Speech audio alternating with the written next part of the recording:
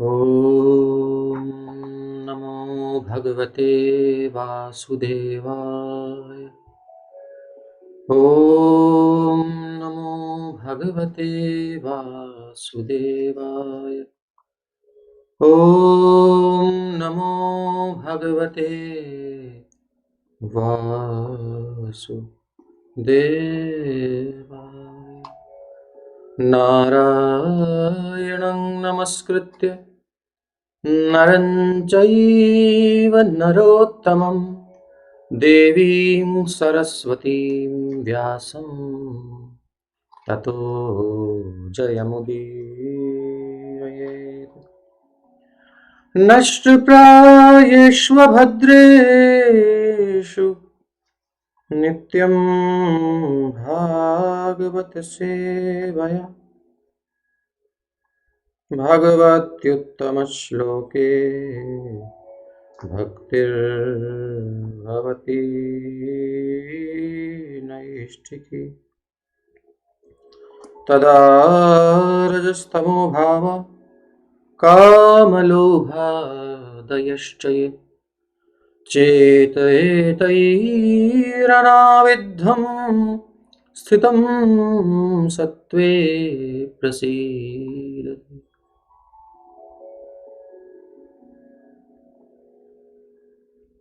हरे कृष्णा। तो श्रीमद् भागवत महापुराण के 22वें अध्याय का हमने कल अध्ययन किया, जहां पर बताया गया कि किस प्रकार से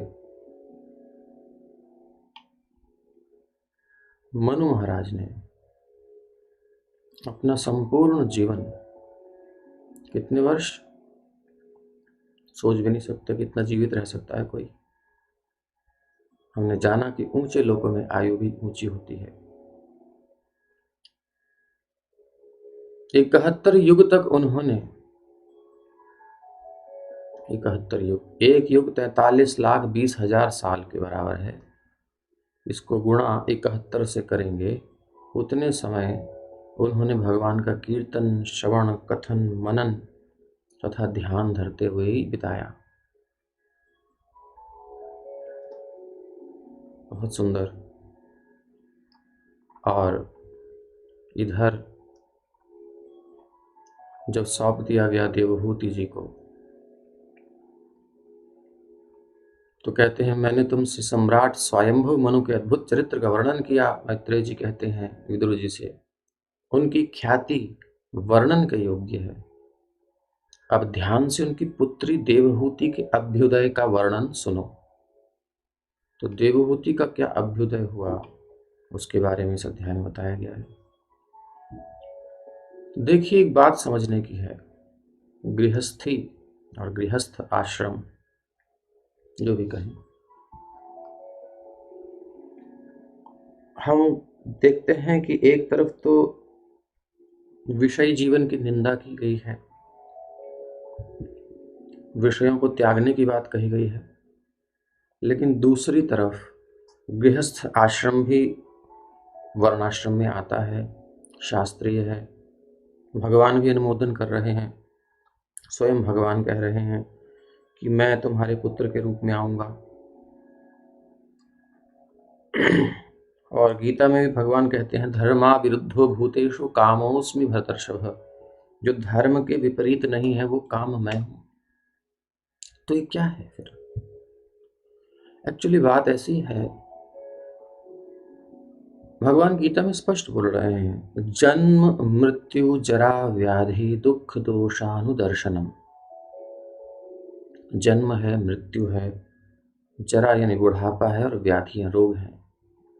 ये शरीर में है ना, इन दुखों का हमें दर्शन करते रहना चाहिए, देखते रहना चाहिए कि कितने क्लेश हैं इस संसार में। ये देखना चाहिए। तो एक प्रायः प्रगल्भया भक्त्या, जिनकी भक्ति प्रगल्भ है या जिनका वैराग्य प्रगल्भ हो चुका है, जो जान चुके हैं समाज को दूर से देख करके, कैसे आग जल रही है, कुछ लोग आग ताप रहे हैं सर्दी में, हम जो है रोड पर से जा रहे हैं, हम देख करके समझ गए कि ये जो आग है ना, ठंडी बहुत हो रही है और ये पास में जा रहे हैं, उसके ऐसे हाथ कर करके बैठे हैं। इसका मतलब ये आग ताप रहे हैं, दाहक शक्ति है। दूर से देख के हम समझ गए, जलाएगी, ताप देगी ना, तो जिनको ठंडा लग रहा है उनके लिए ताप है। अगर पास जाएंगे, प्रकाश भी मिलेगा, ताप भी मिलेगा। दूर से देख के समझ जाते हैं ना। लेकिन बच्चा होता है, बच्चा देख करके समझता नहीं है, कहता है क्या है ये, चमक रही है, क्या है ये। जो गाँव में माताएं होती हैं, उन्हें पता है चूल्हे के पास बच्चा कई बार जाने का प्रयास करता है, छोटा सा, तो माँ रोकती है, नहीं रुकता है, जाना चाहता है, तो माँ क्या करती है, उसको पकड़ के हल्का से एकदम पास लाके पीछे कर देती है, ऐसे छुआ के ले आती है। छुआ के मतलब ताप के रेंज में थोड़ा सा ला करके कहते बाप रे मैं नहीं जाऊंगा। ये है तरीका। तो एक तो होते हैं प्रगल्भ वैराग्य, जिनका हो गया है, ज्ञान हो गया है, दुख दोषानुदर्शनम कर लिया दूर से ही, वो दूर ही रहते हैं, जलना नहीं चाहते। लेकिन कुछ अल्पज्ञ होते हैं हम जैसे, वो जाएंगे और जल करके अनुभव लेके तब आएंगे कि भैया दुख है। बात वही है, उनको भी वहीं जाना है, इनको भी वहीं जाना है। संसार नहीं है रहने को, यहाँ दुख ही दुख है सहने को। अब रुचि हमारी है कि किस विधि से हम वैराग्य प्राप्त करें। वैराग्य का रत्न प्राप्त करना है। वैराग्य विद्या निज भक्ति योग, शिक्षार्थमेक पुरुषः पुराणः, श्रीकृष्ण चैतन्य शरीरधारी, कृपाम्बुधिर्यस्तमहं प्रपद्ये। सबको आवाज ठीक से आ रही ना? कृपाम्बुधिर्यस्तमहं प्रपद्ये।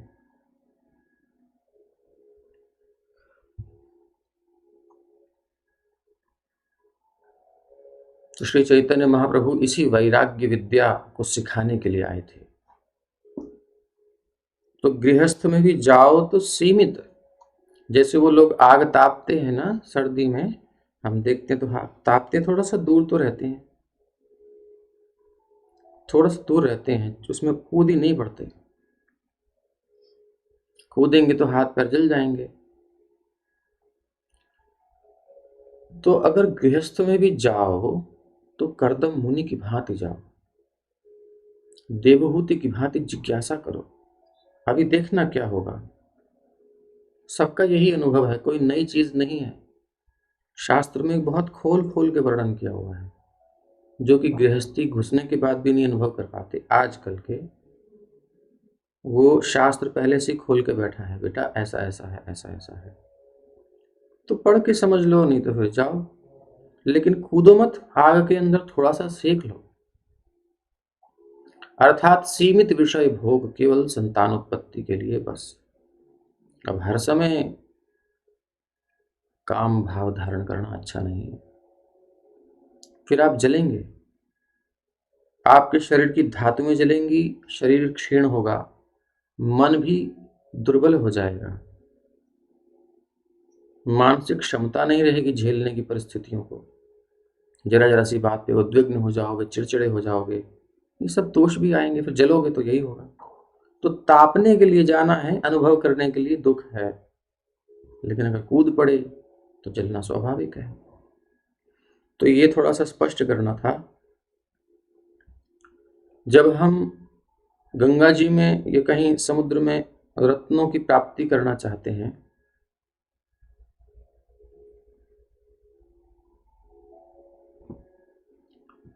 तो क्या है, उन रत्नों की प्राप्ति कैसे होती है?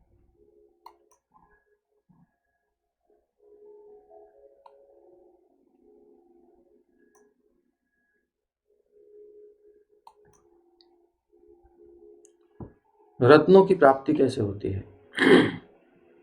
आप जाओ समुद्र में कूदो, तो गहराई में जाके रत्न निकाल के लाना है। तो इस संसार में गृहस्थ रूपी नदी में कूद करके वैराग्य का रत्न निकाल के लाना है, लेकिन जो वैराग्य का रत्न लेने के लिए उनका उद्देश्य ही नहीं है कि भैया वैराग्य का रत्न निकालना है हमें, तो क्या लेके आएंगे? कंकाल लेके आएंगे। जीवों का कंकाल होता है, कुछ न कुछ व्यर्थ की चीजें लेके आएंगे, अर्थात जीवन में उन्हें अनुभव प्राप्त नहीं होगा, वो दुख ही प्राप्त करके आएंगे और वैराग्य नहीं होगा। दुख, वरना दुखों को भोग भोग करके भी वैराग्य क्यों नहीं होता है?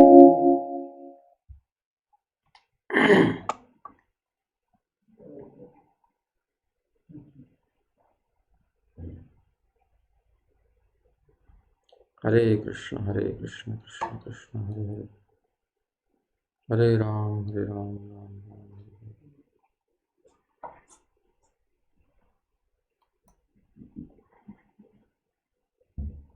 हरे कृष्ण कृष्ण कृष्ण हरे हरे, हरे राम राम राम हरे हरे।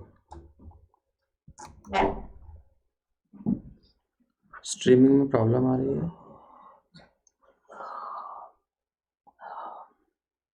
डिस्टरबेंस हो रहा है आपको?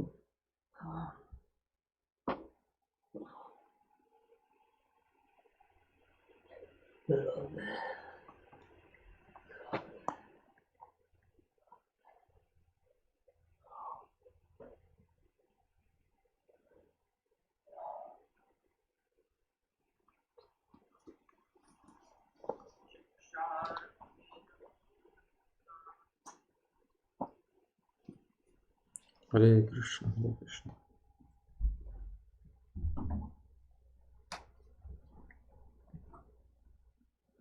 तो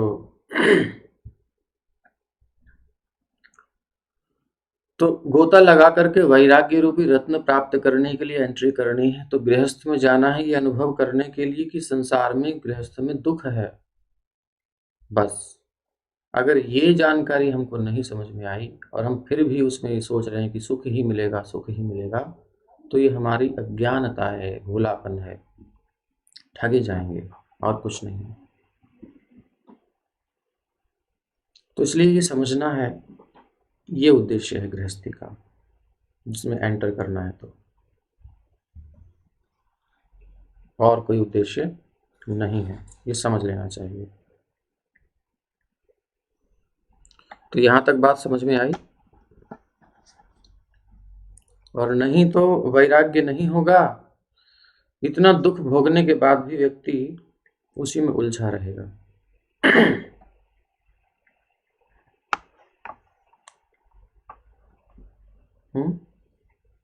उसी में उलझा रहेगा, निकलना ही नहीं चाहेगा।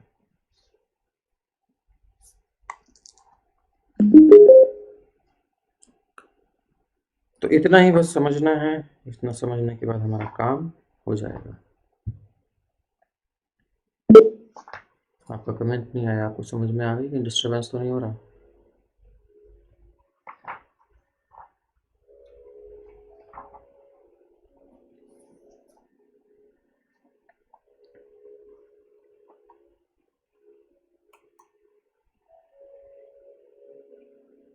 ठीक है, चालू करते हैं।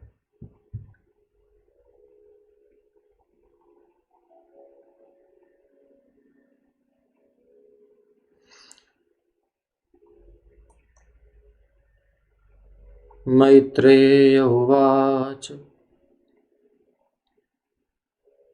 पितृभ्यां प्रस्थिते साध्वी पतिमिङ्गितकोविदा नित्यं पर्यचरत् प्रीत्या भवानीव भवं प्रभुम्। मैत्रेय जी कहते हैं, अपने माता पिता के चले जाने पर अपने पति की इच्छाओं को समझने वाली पतिव्रता देवहूति अपने पति की प्रतिदिन प्रेम पूर्वक सेवा करने लगी, जिस प्रकार भवानी अपने पति शंकर जी की करती हैं। तो प्रेम पूर्वक सेवा प्रेम होगा तो सेवा होगी, और स्वार्थ होगा तो सेवा नहीं होगी। भवानी का जो उदाहरण दिया गया है वो विशेष रूप से जो दिया गया है बहुत महत्वपूर्ण है। भवानी अर्थात भव की पत्नी, यानी शिव जी की पत्नी। तो हिमालय राज्य की कन्या भवानी अथवा पार्वती ने शिव जी को अपना पति चुना, जो भिक्षुक जी जैसे लगते हैं। राजकुमारी होते हुए भी उन शिव जी को पाने के लिए उन्होंने अनेक कष्ट सहे। किनके लिए? जिनके पास घर तक नहीं था, और जो एक वृक्ष के नीचे बैठकर ध्यान में अपना सारा समय बिताते हैं। यद्यपि भवानी एक बहुत बड़े राजा की कन्या थी, लेकिन वो एक भिक्षुणी, भिक्षुक के साथ रहने वाली भिक्षुणी के समान शिव जी की सेवा किया करती थी। इसी प्रकार देवहूति सम्राट स्वयंभु मनु की कन्या थी देवहूति, फिर भी उसने कर्दम मुनि को अपने पति के रूप में वर्ण किया। वो उनकी अत्यंत प्रेम पूर्वक सेवा करती और उन्हें प्रसन्न करना जानती थी। अतः यह उसे यहाँ पर साध्वी कहा गया है। तो साध्वी ऐसा ही नहीं है कि जो विरक्त होती है उनको साध्वी लोग कह देते हैं, बट अगर वो गृहस्थ में है और वो पति की सेवा में दत्तचित्त होकर के लगी है तो पति परायणा पत्नी या पतिव्रता पत्नी, उसको भी साध्वी कहा जाता है। ये दुर्लभ उदाहरण वैदिक सभ्यता का आदर्श है। वैदिक सभ्यता का आदर्श है। प्रत्येक स्त्री को देवहूति या भवानी के समान श्रेष्ठ पतिव्रता होना चाहिए। आज भी हिंदू समाज में जो कन्याएं हैं जिनका विवाह नहीं हुआ है, वो शंकर जी की पूजा करने के लिए उन्हें कहा जाता ताकि उन्हें शंकर के समान पति मिले। शिव जी ऐश्वर्य या इंद्र तृप्ति की दृष्टि से नहीं। शिव जी कैसे आदर्श हैं? ऐश्वर्य बहुत इसलिए नहीं, या भोग देते हैं, सुख देते हैं, उसके लिए नहीं, वरन भक्तों में सर्वश्रेष्ठ होने के कारण आदर्श पति हैं। शिव जी वैष्णवा नाम यथा शंभु हैं, तो कन्या को ऐसा वर देखना चाहिए जो चारों नियमों का पालन करता हो, जो जुआ आदि न खेलता हो, नशा न करता हो, मांस आदि न लेता हो, और जिसका चित्त थोड़ा संयमित हो, एक में मन लगा के रह सके। तो शिव जी ऐश्वर्य या इंद्र तृप्ति की दृष्टि से नहीं, भक्त होने के कारण, क्योंकि स्थिति है राम का निरंतर ध्यान करते हैं और हरे राम हरे हरे मंत्र का जप करते रहते हैं। शिव जी का एक वैष्णव संप्रदाय है जो विष्णु स्वामी संप्रदाय कहलाता है। तो शिव जी जैसा वैष्णव पति प्राप्त हो लड़कियां, इसलिए अब इतने कितनी लड़कियों को पता है कि हम शिव जी की पूजा इसलिए कर रहे हैं कि हमें शिव जी के समान भगवान का भक्त प्राप्त हो। कितनी लड़कियां ऐसा करती हैं? नहीं, उनकी तो डिमांड होती है ऐसा हो वैसा हो। इसीलिए उस पूजा का कुछ लाभ नहीं दिखता ज़्यादा। लड़कियों को कभी भी धनी या ऐश्वर्यवान पति चुनने की शिक्षा नहीं दी जाती, लेकिन यदि लड़की इतनी भाग्यवान होती है कि उसे शिवजी के समान उत्तम भक्त पति प्राप्त हो, तो उसका जीवन सफल हो जाता है। पत्नी अपने पति पर आश्रित होती है। इंडिपेंडेंट रहने की इच्छा कोई अच्छी इच्छा नहीं है। डिपेंड तो होना ही पड़ेगा, क्योंकि प्रकृति ने बनाया ही ऐसा है। बेल जो है, वो बेल वृक्ष पर या कहीं भी किसी सहारे के बिना आगे बढ़ती नहीं है। ऊपर अगर चढ़ना है, उसको फैलना है तो कहीं भी फैल जाए, ऊपर तो चढ़ना तभी पड़ेगा ना जब कोई सहारा मिलेगा। स्वयं के बल पर तो नहीं चढ़ सकती। तो इस संसार में कहीं कुछ आप संभाल लोगे, कुछ मेंटेन कर लोगे, लेकिन आध्यात्मिक ऊंचाई उसके लिए थोड़ा आश्रय चाहिए। तो एक भक्त पति हो जाए तो बहुत अच्छा होता है। तो कर्दम मुनि जी जैसा, शिव जी जैसा भक्त वो शिव जी की कृपा से मिलता है। धनी वनी के चक्कर में नहीं रहना चाहिए, भक्त देखना चाहिए।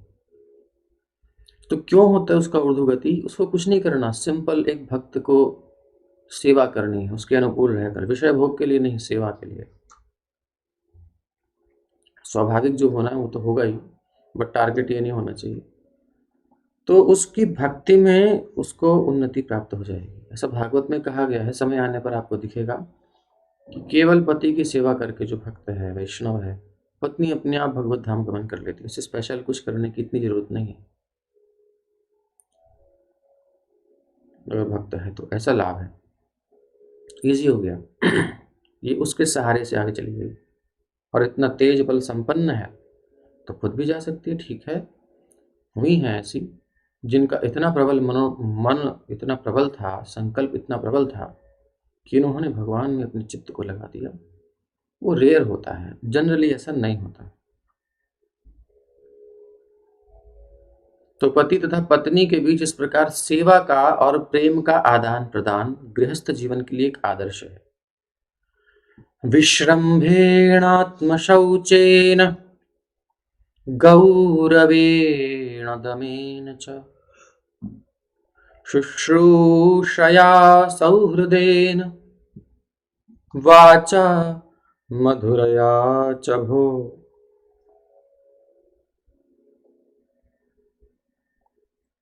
वाचा मधुरया च भो। जो गृहस्थ हैं उनके लिए बहुत सुंदर यहाँ शिक्षाएं हैं। हे विदुर, देवहूति ने अत्यंत आत्मीयता, आत्मीयता मतलब मेरी आत्मा है, वाणी से नहीं कि तुम मेरी जान हो ना, हृदय से ये स्वीकार करके, मान करके, जान करके, आत्मीयता और आदर के साथ दोनों आवश्यक है। इंद्रियों को वश में रखते हुए अपनी वाणी को, बोलने को है, जो मन में आए वो बोल दिया, नहीं, मन को वश में रख के, वाणी को वश में रखे, संयमित करके, ये भी तपस्या है गृहस्थ। ये नहीं जो मन में आए वो बोल दिया।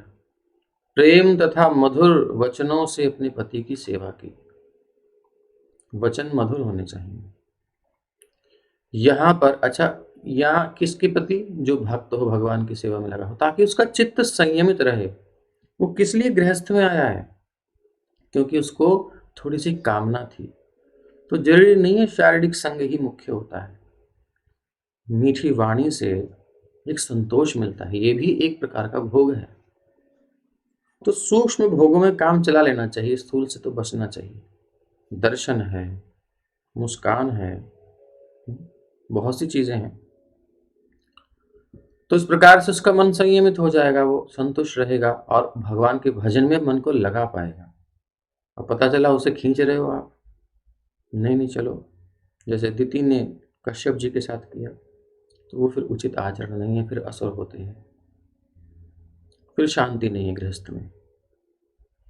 तो भक्ति में सहयोग के लिए भाई भोजन क्यों करते हैं? ताकि हम, अब भूख लगती तो कष्ट होता है, तो भूख की निवृत्ति के लिए भोजन करते हैं। भोजन सुस्वादु हो, बढ़िया हो, स्वादिष्ट हो तो खा करके तृप्ति होती है, फिर आराम से साधक भजन में बैठ सकता है।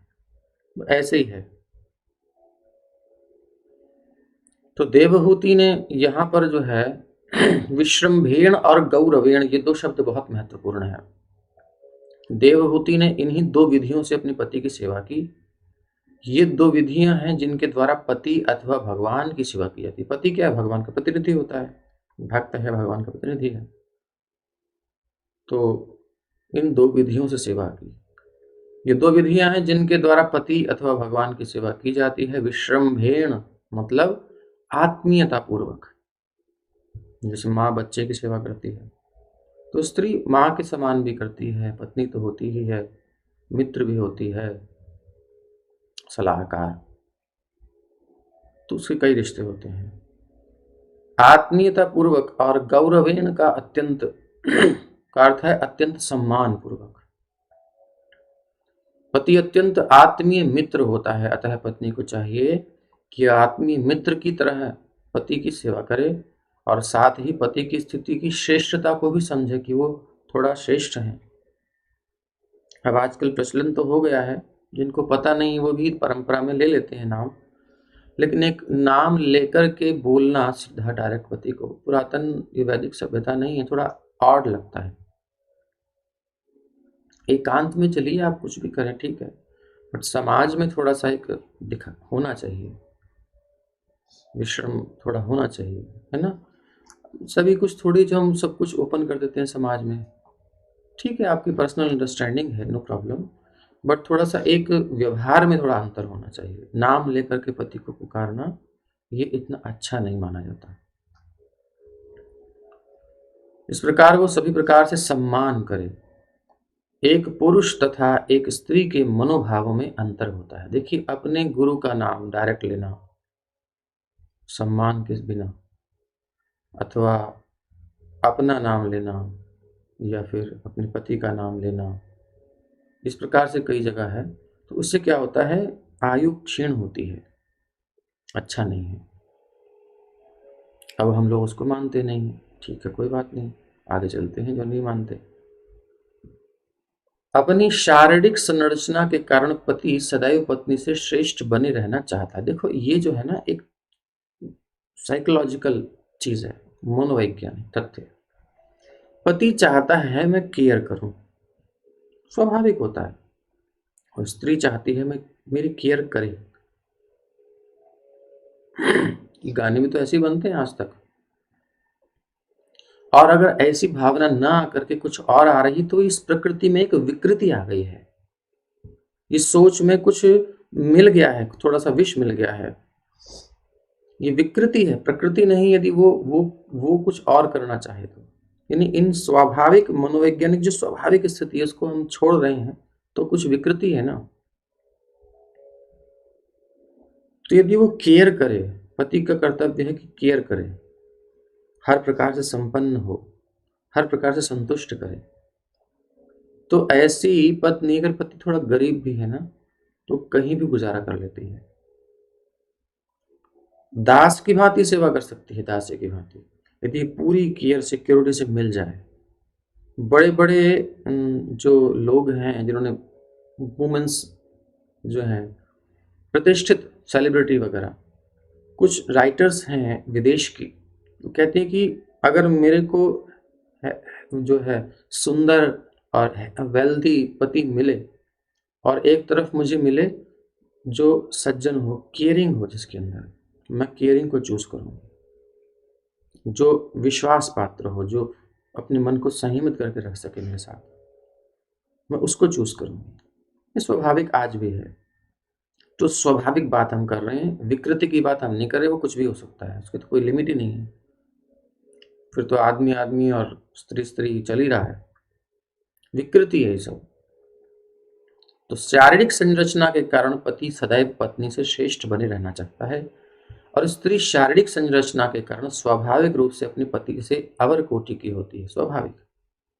अतः स्वाभाविक प्रवृत्ति यही है कि पति अपने को पत्नी से श्रेष्ठ मानता है और उसका पालन किया जाना चाहिए। उसको थोड़ा सा एक ईगो उसको सेटिस्फाइड होता है, उसको लगता है कि हाँ मैं बड़ा हूँ, मुझे मानती है, तो उसको और केयर करने की इच्छा होती है। एक मनोविज्ञान है,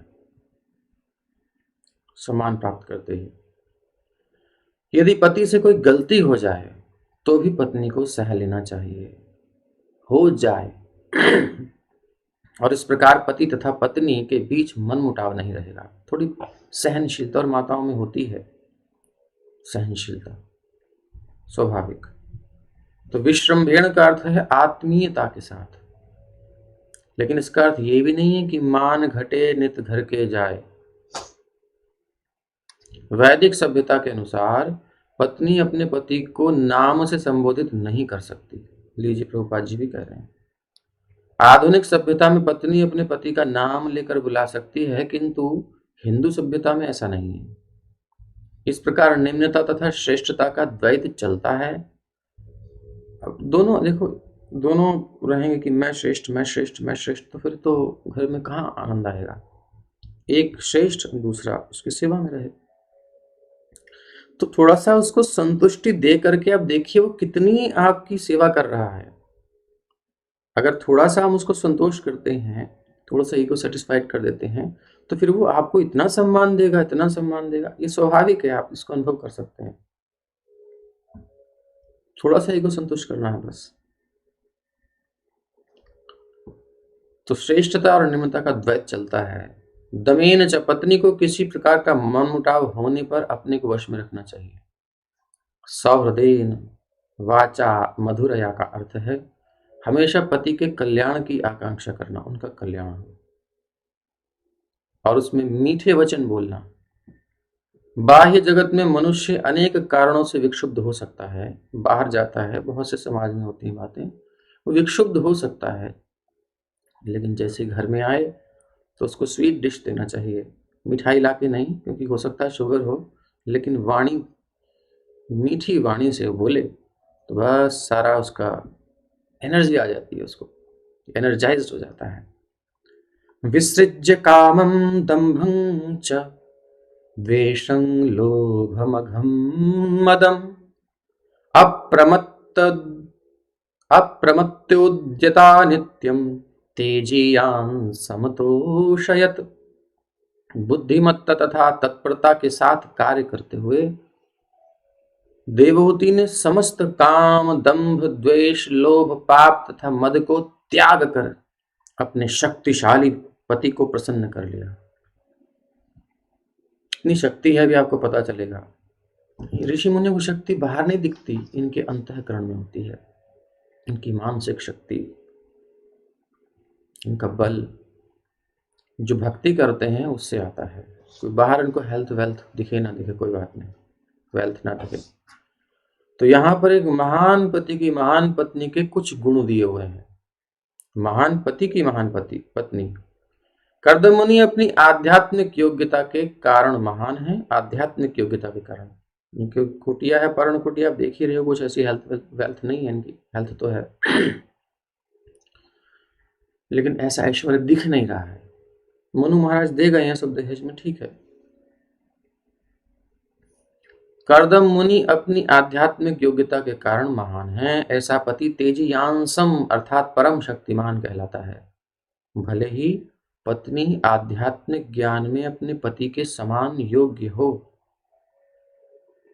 किंतु उसे इसका बेकार का अभिमान नहीं करना चाहिए, गर्व नहीं करना चाहिए कि हाँ हम कम थोड़ी हैं तुमसे, हमने तुमसे ज्यादा पढ़े हुए हैं।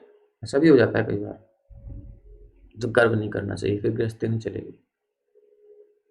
कभी कभी पत्नी अत्यंत संपन्न परिवार की होती है, जिस प्रकार के सम्राट स्वयंभू मनु की पुत्री देवहूति सम्राट की पुत्री है, और ये ऋषि हैं, जंगल में रह रहे हैं।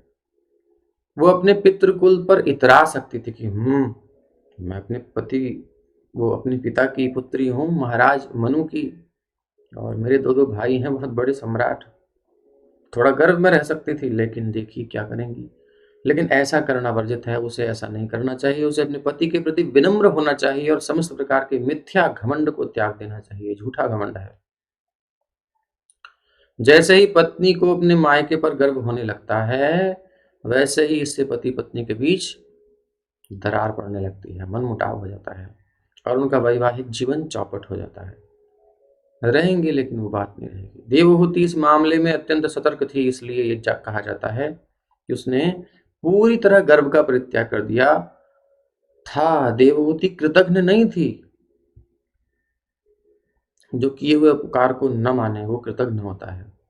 पत्नी का सबसे पापमय कृत्य है दूसरा पति या प्रेमी बनाना, सबसे पापपूर्ण कृत्य है। चाणक्य पंडित ने घर के 4 शत्रु बताए हैं। यदि पिता ऋणी हो तो वो शत्रु है पुत्र का, और यदि माता अपने वयस्क संतान के होते हुए दूसरा पति चुन ले तो वो शत्रु है, और यदि पत्नी अपने पति के साथ अभद्र व्यवहार करे तो वह शत्रु है। पति भी शत्रु है और पत्नी भी शत्रु है, और यदि पुत्र मूर्ख हो तो वो भी शत्रु है। तो अभद्र व्यवहार तो नहीं करना चाहिए। पारिवारिक जीवन की संपत्ति पिता, माता, पत्नी तथा संतान है, लेकिन यदि पत्नी या माता अपने पति या पुत्र के होते हुए दूसरा पति चुन ले तो वैदिक सभ्यता के अनुसार शत्रु है। और आप देखते ही हो समाज में क्या क्या होता है, हत्या तक हो जाती है। तो साध्वी तथा आज्ञाकारी पत्नी को कभी परपुरुष गमन नहीं करना चाहिए, ये सबसे बड़ा पाप है। सवै देवर्षिवर्यस्तां मानवीं समनुव्रतान् दैवाद्गरीयसः पत्युराशासानां महाशिषः कालेन भूयसा क्षमां कर्षितां व्रतचर्यया प्रेम गदगदया वाचा पीडितः कृपया ब्रवीत। पति परायण, पति पर परायण यानी अपने आप को, जैसे बच्चा माँ के प्रति शो करता है कि मैं आप पर डिपेंड हूं, तो माँ का वात्सल्य और उमड़ता है। अरे इसको कौन देखेगा, उसने खाया नहीं पिया नहीं। ऐसी पत्नी यदि एक आश्रित होती है, मानती है अपने आप को, तो पति का और स्नेह और उसकी केयरिंग क्षमता बढ़ती है, उसको बल मिलता है कि नहीं मुझे प्रोटेक्ट करना है, मुझे ध्यान रखना है, इसका कुछ करूं मैं। पति परायण मनु की पुत्री अपने को, पति को विधाता से भी बड़ा मानती थी, विधाता से भी बड़ा।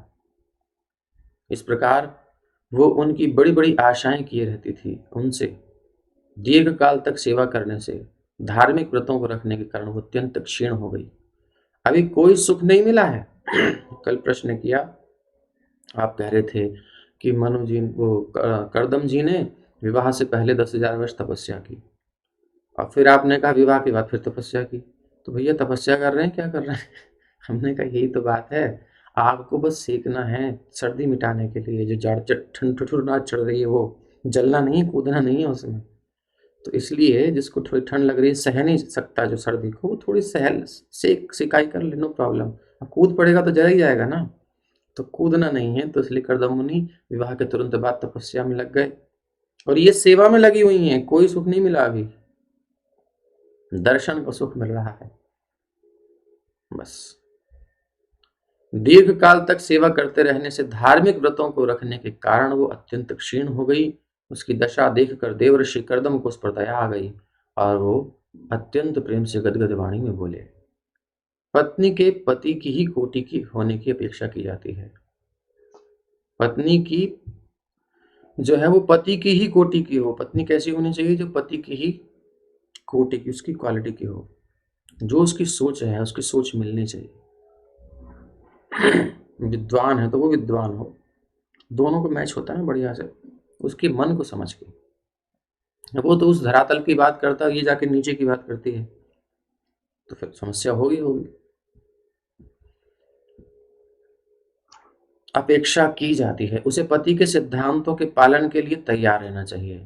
अपने सिद्धांत नहीं थोपने चाहिए, नहीं तो धुंधकारी की मैया थी ना, धुंधली, महात्म्य में सुना था, स्ववाक्य स्थापिका, बोले मेरा चलेगा, जो मैं कहूंगी वही होगा। स्ववाक्य स्थापिका, अपनी बात रखने वाली को, मेरी चलेगी बस, ठीक है चला लो।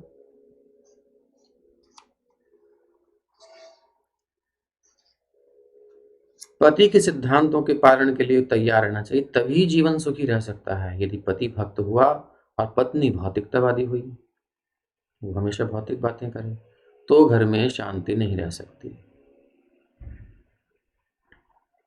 तो पत्नी को पति की रुचि देखकर तदनुरूप आचरण करना चाहिए। पति की रुचि क्या है बस वो देख करके उसके अनुसार आचरण करे। त्याग है, यही सैक्रिफाइस है, यही यज्ञ है। वो नहीं है, इसलिए समाज में आज समस्या है। महाभारत से हमें पता चलता है कि गांधारी को ज्ञात हो गया था कि पति अंधा है, धृतराष्ट्र होने वाला, अभी है नहीं, लेकिन जब है तो ठीक है। एक बार मन तो स्वयं अंधेपन का अभ्यास करने लगी, इसने आंखों पर पट्टी बांध ली, आपको पता ही है। अगर ऐसा नहीं करती, उसने सोचा मुझे गर्व होगा अगर मैं कदाचित मेरे मुंह से निकल गया कि तुम्हारी आंखें नहीं, मुझे दिखाई दे रहा है ना, कम से कम बोल देता आदमी कभी आवेश में। तो ऐसा ही नहीं होने दूंगी मैं, बिल्कुल अनुकूल रहूंगी। बहुत महान थी गांधारी। तो आंखों का गर्व होता और उसका पति उसे निकृष्ट लगता तो बड़ा गड़बड़ हो जाता। समानुव्रत शब्द सूचित करता है कि ये पत्नी का कर्तव्य है कि वो जिस परिस्थिति में उसका पति हो उसके अनुसार अपनी को ढाले, यानी अपनी नहीं थोपे।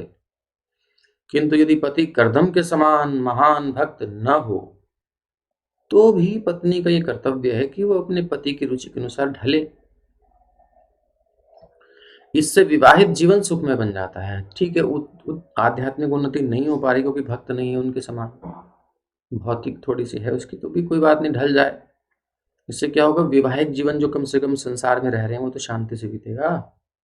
यहाँ इसका भी वर्णन हुआ है कि साध्वी स्त्री का कठोर व्रत साधने से राजकुमारी देवहूति बहुत दुबली हो गई, जिससे उसके पति को दया आ गई।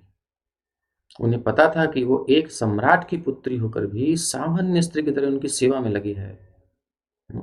ऐसा करने से उसका स्वास्थ्य दुर्बल हो गया।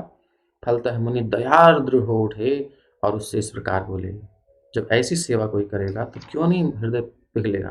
तो कर्दम जी कहते हैं, कर्दम उवाच तुष्टोऽहमद्य तव मानविमानदायाः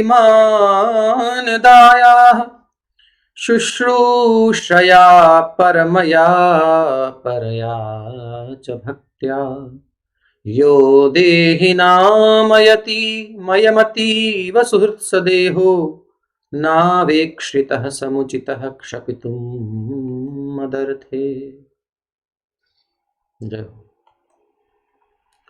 कर्दम मुनि कहते हैं कि हे स्वयंभू की पुत्री, हे स्वयंभू मनु की मानिनी, बिटिया तो पापा के साथ मान करती ही है, पापा ये करना ही पड़ेगा। तो मानिनी पुत्री, कितनी मीठी वाणी। आज मैं तुम्हारी अत्यधिक अनुरक्ति तथा प्रेमपूर्ण सेवा से बहुत प्रसन्न हूँ। इतनी अनुरक्ति तुम्हारी है कि तुमने अपना सुख ही त्याग दिया, अपने शरीर की ध्यान नहीं करी। क्योंकि देहधारियों को शरीर बहुत प्यारा है, हम सबको शरीर प्यारा है, इसलिए मुझे आश्चर्य हो रहा है कि तुमने अपने शरीर को भी उपेक्षित कर दिया मेरी सेवा के लिए। इतना सेक्रीफाइस, इतना त्याग, इतना बड़ा यज्ञ किया तुमने।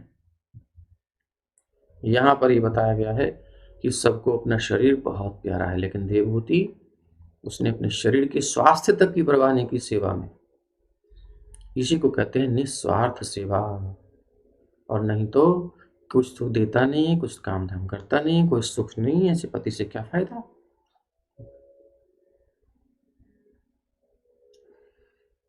तो इसी को निस्वार्थ सेवा कहते हैं। ऐसा लगता है कि उसे अपने पति से इंद्र सुख नहीं प्राप्त था। अगर सुख प्राप्त होता तो दुर्बल क्यों होती, उसका स्वास्थ्य क्षीण क्यों होता।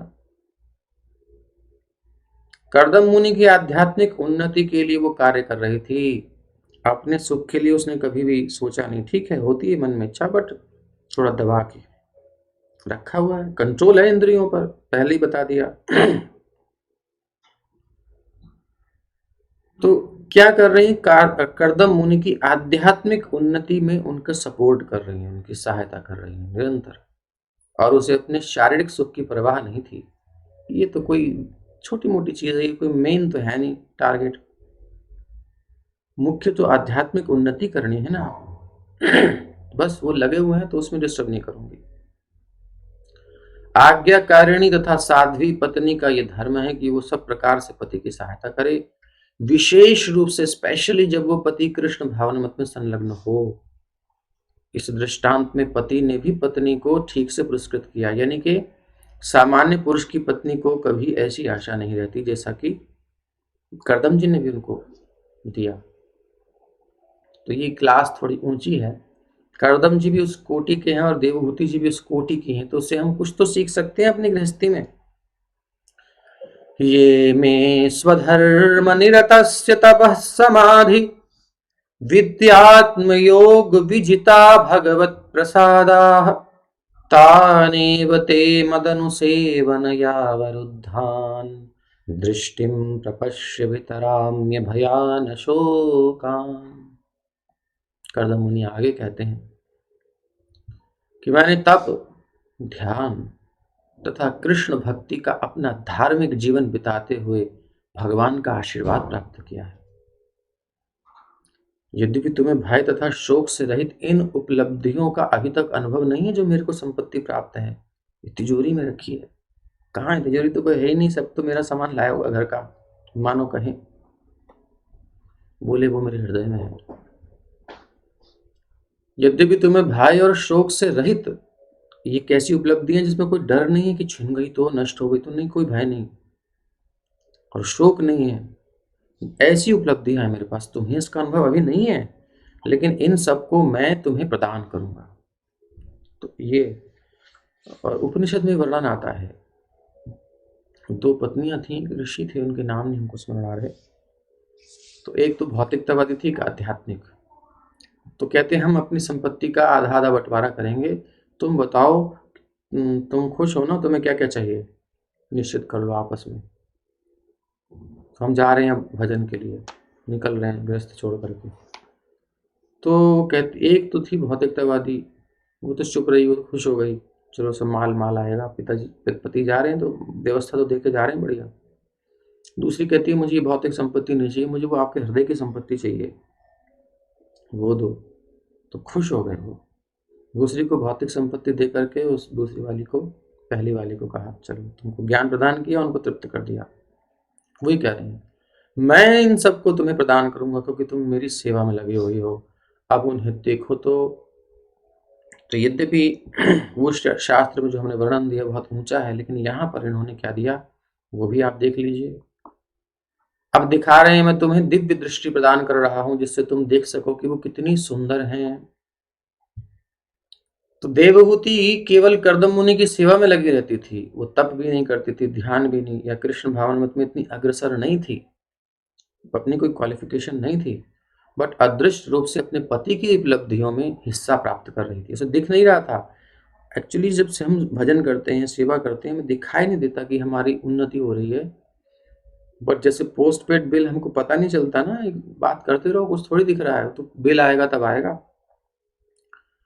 ऐसे ही ये उन्नति हमारी होती है, अदृष्ट दिखाई नहीं देती। लेकिन देवहूति अदृष्ट रूप से जितनी सेवा कर रही थी, ऐसे अब पति की क्वालिफिकेशन भी होनी चाहिए। तो कर्दम जी जैसे मुनि की सेवा कर रही थी, तो उनकी संपत्ति में इसको भी हिस्सा हो रहा था, जिन्हें वो देख तो नहीं सकती थी और ना अनुभव कर सकती थी। उसे ये समस्त भगवान की कृपाएं स्वतः प्राप्त हो गई। भगवान की कृपाएं क्या हैं? यहाँ पर कहा गया है कि अभय ही भगवान की कृपा है। निडर, डर डर नहीं, किसी प्रकार का भय नहीं चित्त में। इस भौतिक जगत में यदि कोई 10 लाख डॉलर इकट्ठा कर लेता है, डॉलर, तो हमेशा डर रहता है, डर होता है ना। निकल जाओ जरा लेकर के डॉलर, अंधेरी बिल्कुल नगरी से, गली से, कहीं से निकल जाओ रात में, अटैची सूटकेस लेके निकल सकते हैं? नहीं, डरा रहता है, क्योंकि सोचता है कि यदि धन चला गया तो फिर क्या होगा। लेकिन भगवत प्रसाद अर्थात भगवान द्वारा प्रदत्त आशीर्वाद कभी व्यर्थ नहीं जाता। इसका तो उपभोग ही करना होता है, उसकी क्षति का कोई प्रश्न ही नहीं उठता, ये नष्ट नहीं होता। मनुष्य को सुलभ उपलब्धि होती है और इस उपलब्धि का आनंद मिलता है। भगवत गीता में इसकी पुष्टि हुई है, प्रसादे सर्व दुखानाम हानिरस्योपजायते। भगवान की जब कृपा होती है तो सब दुख दूर हो जाते हैं। दिव्य स्थिति प्राप्त होने पर अहंकार तथा शोक, इन दो भव रोगों से मनुष्य मुक्त हो जाता है। अहंकार और शोक मुक्त हो जाता है। भगवत गीता में इसका उल्लेख है। भक्ति में जीवन स्थिति प्रारंभ होते ही हमें भगवत प्रेम का पूरा पूरा फल प्राप्त हो जाता है। भगवत प्रसाद अर्थात ईश्वर की कृपा की सर्वोच्च सिद्धि क्या है? कृष्ण प्रेम, भगवान में अटैचमेंट, आसक्ति हो जाना। ये दिव्य उपलब्धि इतनी मूल्यवान है कि कोई भौतिक सुख इसकी तुलना नहीं कर सकता। संसार में कोई भी उपलब्धि हो जाए, इस कृष्ण प्रेम के सामने सब तुच्छ है। श्री प्रबोधानंद सरस्वती पाद कहते हैं, अगर किसी को महाप्रभु चैतन्य की कृपा प्राप्त हो जाए तो बस, फिर तो संसार का सुख छोड़ो, देवताओं की परवाह नहीं करता और वो मोक्ष को भी तुच्छ समझता है, सब फीका लगता है उसको, इतना आनंद मिल जाता है। तो कर्दम मुनि की कृपा से देवहूति को केवल सेवा करने से अभिमान त्याग कर वो वास्तविक बोध हो गया। ऐसा ही उदाहरण हमें नारद मुनि के जीवन से प्राप्त होता है, क्योंकि हमने प्रथम स्कंद में सुना था कि किस प्रकार उन्होंने ऋषियों की सेवा की, वेदांतियों की, और उनकी कृपा से उनको भी भगवत दर्शन हुआ, अनुभूति प्राप्त हुई। अन्ये पुनर्भगवतो भ्रुव उद्विजृंभ विभ्रंशितार्थरचनाः किमरुक्रमस्य सिद्धासि भुङ्क्ष्व विभजान् निजधर्मदोहान् दिव्यान्नरैर्दुरधिगान् नृपविक्रियाभिः। कर्दम मुनि ने कहा, भगवान की कृपा के अतिरिक्त अन्य भोगों से कौन सा लाभ है? भगवान की कृपा को छोड़ करके कोई संसार की सब सुख उपलब्धियां कर ले तो कौन सा लाभ हो जाएगा? क्यों? क्योंकि जितनी भी भौतिक उपलब्धि हम करते हैं, भगवान की भ्रुकुटी टेढ़ी हुई यानी प्रलय का संकेत हुआ, सब ध्वंस हो जाता है। देखते देखते बाढ़ में सारा गांव बह जाता है। विदेश में हम कहीं वीडियो देख रहे थे और ऐसी बाढ़ आई कि बड़ी बड़ी बिल्डिंग, बड़ी बड़ी कार, बड़े बड़े सब चीजें धड़ धड़ धड़ डूबते जा रहे हैं, नष्ट होते, टूटते फूटते जा रहे हैं सब। पता नहीं कैसी सुनामी थी, बाढ़ था, क्या था। सब खत्म हो जाएगा, कभी भी हो सकता है। अभी कभी भूकंप आ जाए तो सब ऊपर से गिरेगा और राम नाम सत्य। तो इसलिए इसमें गर्व नहीं करना चाहिए। तुमने अपने पति की सेवा करके, भक्ति करके वो दिव्य भेंटें प्राप्त की हैं और उनका भोग कर रही हो, जो राज, मद तथा भौतिक संपत्ति से गर्वित मनुष्यों के लिए भी दुर्लभ है। तो ऐसी बात कही, दुर्लभ वस्तु इनको प्राप्त हुई। निज धर्म दोहान शब्द, देवहूति को कर्दम मुनि की पत्नी होने के कारण अपने पति से अमूल्य भेंट प्राप्त हुई, क्योंकि वो अपने पति के प्रति अत्यंत निष्ठावान थी। स्त्री का सबसे बड़ा धर्म स्त्री का क्या है कि अपने पति के प्रति निष्ठावान रहे, फेथफुल, बिल्कुल फेथफुल रहे, तो वो बहुत बल मिलता है इसको और बहुत सेवा करता है। यदि सौभाग्य से पति महापुरुष हो तो जोड़ी अत्यंत महत्वपूर्ण हो जाती है और पति तथा पत्नी दोनों का जीवन तुरंत परिपूर्ण हो जाता है। इस प्रकार से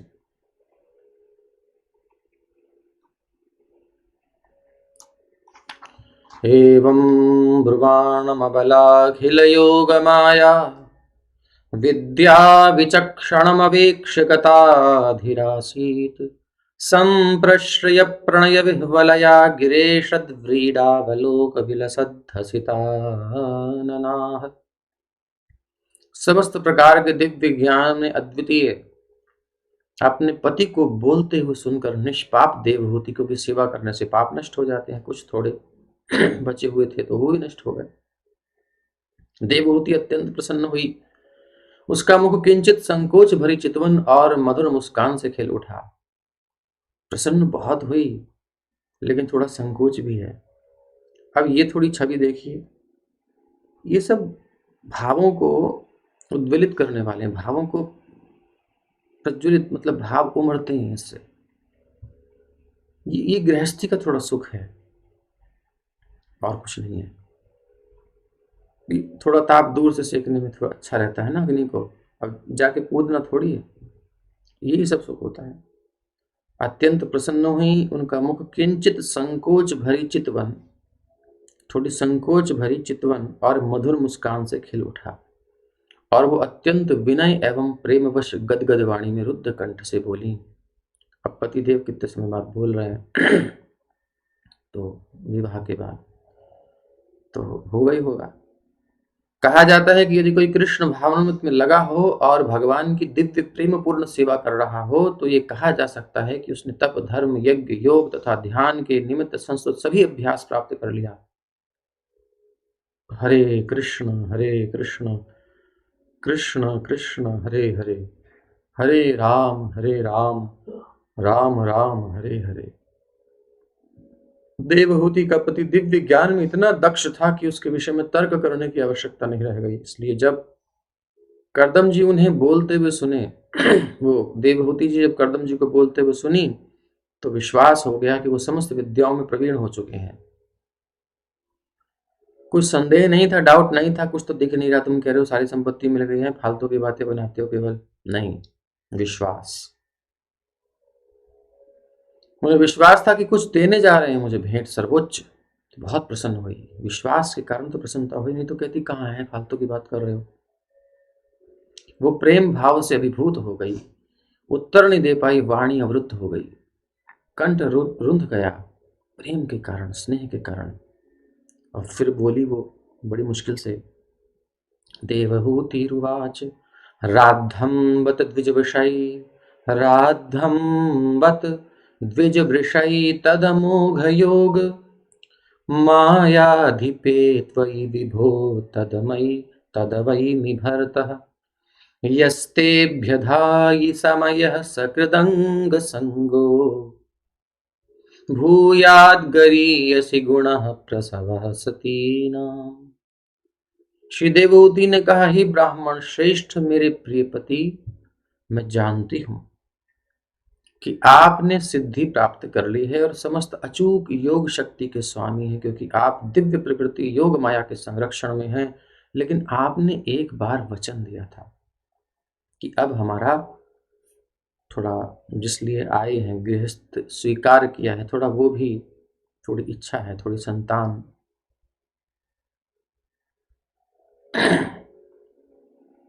निवेदन किया। तो देखिए, सेवा में समर्पित कर दिया पूर्ण रूप से। फिर जब वो बोले तब निवेदन किया है, तत्रेति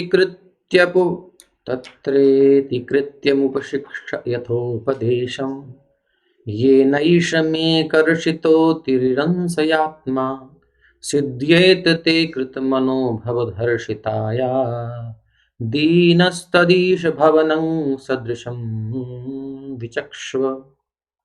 देवहूति आगे कहती हैं, हे प्रभु, मैं काम वेदना से पीड़ित हो रही हूं। अतः आप शास्त्रों के अनुसार, अब देखो एकांत है तो कोई बात नहीं है, अतः आप शास्त्रों के अनुसार जो भी व्यवस्था की जानी हो, अब मेरी इच्छा से नहीं, मैंने अपनी बात बता दी, अब आप देखिए कि क्या उचित है क्या अनुचित। शास्त्रों के अनुसार जो भी व्यवस्था की जानी हो करें, जिससे ये जो मेरा शरीर है बहुत दुर्बल है, कुछ सामर्थ्य नहीं रह गई इसमें, लेकिन इच्छा है तो आपके योग्य हो जाए, मतलब थोड़ा ठीक ठाक हो जाए। तो हाँ स्वामी, इस कार्य के लिए उपयुक्त घर के विषय में विचार करें, क्योंकि अब ये ऐसे तो है नहीं, हम मनुष्य हैं, पशु तो है नहीं, तो थोड़ा घर भी होता तो अच्छा था। पिताजी दहेज तो दे गए, लेकिन आपने पर्णकुटी बना रखी है सो जैसे तैसे। उस समय ऐसे चोर लुटेरे डाकू का शासन नहीं है, क्योंकि मनु महाराज का शासन है और उनके प्रिय उत्तानपाद आदि संतान भी हैं। व्यवस्था ठीक है तो लूट खसोट तो नहीं हो रही, लेकिन घर भी तो होना चाहिए ना प्रॉपर थोड़ा सा। तो थोड़ा ये भी सोच लीजिए, बहुत अच्छी बात है। तो तात्पर्य प्रभुपाद जी लिख रहे हैं, इसे पढ़ लीजिएगा। मैत्रेय उवाच प्रियायाः प्रियमन्विच्छन्। अब जब विवाहित है और घर में एकांत में है तो ये बातें चलती हैं, स्वाभाविक है। कर्दमो योगमास्थितः विमानं कामगं क्षत्तस्तर्ह्येवा विरचीकरत्। और जैसे ही ये बात सुनी तो मैत्रेय जी कहते हैं, विदुर, अपनी प्रिया की इच्छा को पूरा करने के लिए कर्दम मुनि ने अपनी योग शक्ति का प्रयोग किया और तुरंत ही एक महल बनाया जो कामगम उड़ सकता था, काम यानी कामना के अनुसार यात्रा कर सकता था। बोले चलो स्विट्जरलैंड चलते हैं, यूं पहुंच गया स्विट्जरलैंड। नहीं, यहाँ अच्छा नहीं लग रहा, अब पृथ्वी पे मन नहीं लगा, चलो स्वर्ग लोक में चलते हैं। हाँ, जूम नंदनकानन में पहुंच गया। वैसा विमान, कोई वो मास्क नहीं लगाना पड़ेगा, उसमें जो रहेगा वो सब नेचुरल, प्रकृति का आनंद लेगा, योग शक्ति। कोरोना वोरोना तो जाता नहीं वहां पर। तो ऐसा विमान तैयार कर दिया। अब उसका वर्णन कर रहे हैं, सुनिए। सर्व काम दुघम दिव्यम सर्वरत्न समन्वितम सर्वध्युर्पचयोदरकम मणिस्तंभैर्पस्कृतम। इसमें सारे रत्नों से जटित है, बहुत रेयर जो रत्न होते हैं, दुर्लभ है मिलने, उन सब रत्नों से बना हुआ है, जटित है, बहुमूल्य मणियों के खंभों से सुशोभित है तथा इच्छित। अब देखो योग शक्ति का चमत्कार, जो टॉप क्लास की चीज है, इस जगत की नहीं है, हायर सब, मतलब इस जगत का मतलब ये पृथ्वी लोक का तो मैटर थोड़ा चीज होती है ना, लेकिन एक क्वालिटी अच्छी होती है, तो हाई क्वालिटी की चीजें लगी हुई सब। बहुमूल्य मणियों के खंभों से सुशोभित तथा इच्छित फल प्रदान करने वाली विस्मयजनक संरचना, आश्चर्यचकित कर देने वाली संरचना। कहाँ का कौन सी कलाकारी है, कौन सी इसमें नक्काशी है, कैसी कैसी सुंदर सुंदर व्यवस्था है, देखते ही आदमी मोहित हो जाए, बड़ा जबरदस्त बनाया है। ये सभी प्रकार के साज सामान तथा संपदा से सुसज्जित था, जो दिन प्रतिदिन बढ़ने वाले थे। कोई कमी नहीं रह गई। राजकुमारी कह रही है देवभूति की, अरे मेरे पिताजी के घर में मैंने ये अप्लायंसेस नहीं देखे जो यहाँ देख रही हूँ। बाप रे, ऐसा ईश्वर है। एकदम से हवाई किला बना दिया उन्होंने। अब हवाई किला कहते हैं कि मन में बनाने वाला, लेकिन इन्होंने तो मंत्र से बना ही दिया। दिव्योपकरणोपेतं सर्वकाल सुखावहम् पट्टिकाभिः पताकाभिर्विचित्राभिरलङ्कृतम् स्रग्भिर्विचित्रमाल्याभिर्मञ्जूषिञ्जति दुकूलक्षौमकौशेयैर्नानावस्त्रैर्विराजितम्। और वर्णन कर रहे हैं, ये जो प्रासाद यानी महल है सभी प्रकार की सामग्री से सुसज्जित था। क्या क्या जी? एक तो ये हर ऋतु में सुखदायक था। अब सर्दी की ऋतु हो, चाहे गर्मी की हो, बरसात हो, जो भी हो, स्प्रिंग सीजन हो, हर ऋतु में ये सुखदायक है। चारों ओर से पताकाओं बंधनवारों, यानी कि रोज डेकोरेशन जैसे कि नई नई हो रही है, हर क्षण नई डेकोरेशन हो रही है, ऐसा दिखाई देता है। बंधनवार है, पताका है, नाना विविध रंगों की कलाकृतियां हैं।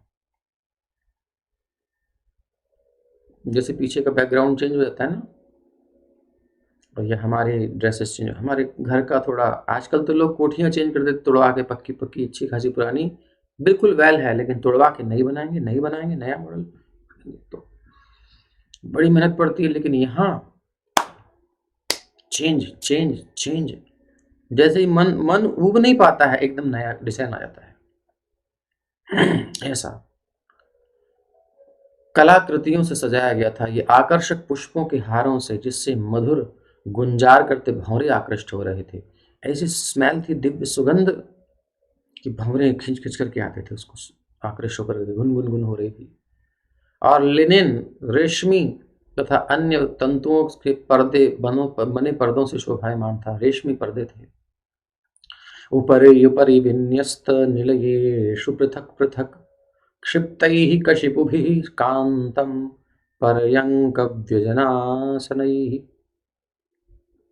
ये प्रासाद यानी महल शैया थी, शैयाओं बेड, पलंगों, पंखों तथा आसनों से युक्त 7 पृथक पृथक मंजिलों वाला होने से अत्यंत मनोहर लग रहा था। 7 मंजिला, और पलंग हैं, शैया, बैठने के लिए, सोने के लिए, सबका सिस्टम अलग अलग, पंखों और आसनों से युक्त है।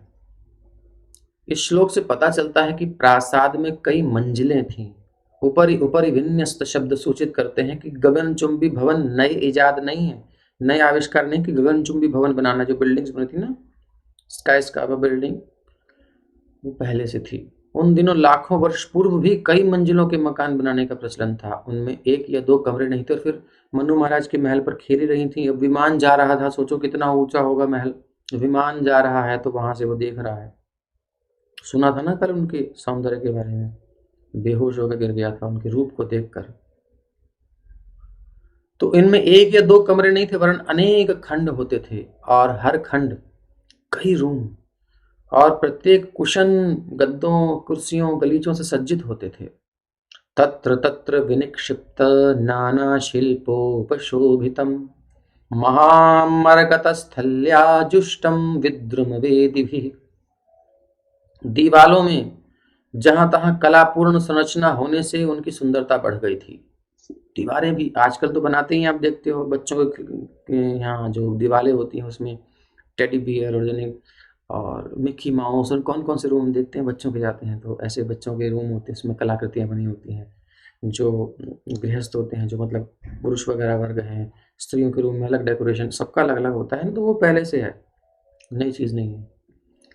दीवालों पर जहां तहां कलापूर्ण संरचना होने से उनकी सुंदरता बढ़ गई थी।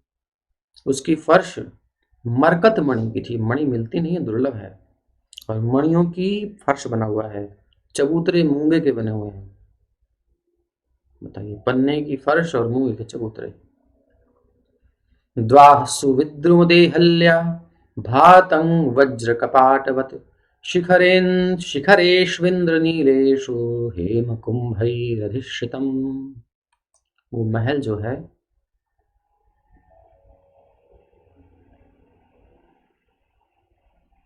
हरे कृष्णा। अगर आज डिस्टरबेंस हो रहा है तो आपको ये हम दोबारा अपलोड कर देंगे।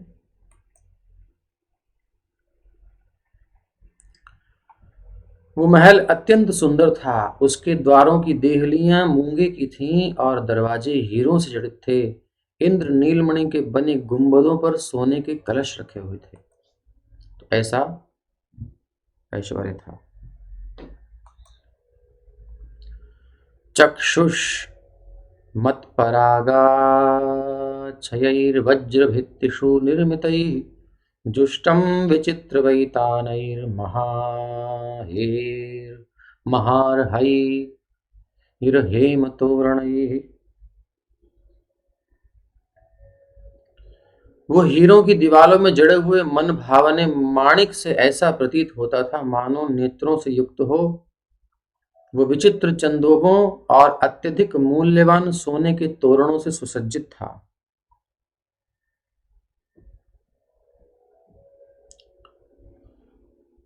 तो ऐसा ऐश्वर्य है। ऐसे कलापूर्ण आभूषण और सजावट जिससे आंखों जैसी आकृति प्रकट हो काल्पनिक नहीं है। यहाँ तक कि मुगल सम्राटों ने बहुमूल्य हीरे मोतियों की पच्चीकारी वाले पक्षी जिनके नेत्र बहुमूल्य प्रस्तरों के बने थे निर्मित कराए थे। यद्यपि अधिकारियों ने इन प्रस्तरों को निकाल लिया है, अब तो वो निकल गए हैं, सब चुरा लिया लोगों ने, किंतु तो भी नई दिल्ली के मुगल सम्राटों द्वारा निर्मित किले में पच्चीकारी अब भी विद्यमान है। शाही महलों का निर्माण मणियों तथा नेत्र के समान दुर्लभ पत्थरों से हुआ था कि इस प्रकार इनसे रात्रि के समय प्रकाश फेंक सके, रात्रि के समय प्रकाश हो जाए इनसे और दीपकों की आवश्यकता नहीं रहे।